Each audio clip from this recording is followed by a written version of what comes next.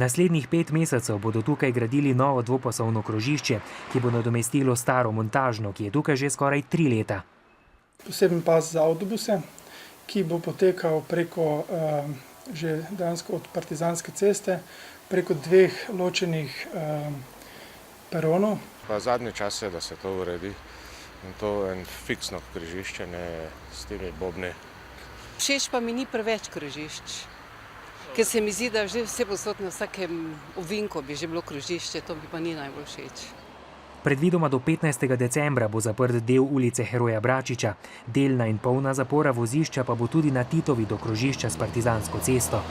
V jutranjem času, se pravi ta rush hour, mislim, da se tukaj zna prometni zamašek vse do Evroparka nastati. Zato bomo pač vsa dela v grobem skušali izvesti do septembra, ko se prične novo šolsko leto in s tem tudi bistveno poveča tudi frekvenca vozil. Za izvajalca del so se potegovala 4 podjetja. Izbran je bil Nigrad, ki bo krožišče uredil za 960 tisoč evrov. Bo pa to eno najlepših krožišč. Jaz se želim, da je to z vodometom. Pri tem sodeluje generacija študentov, arhitektov iz Mariborske fakultete.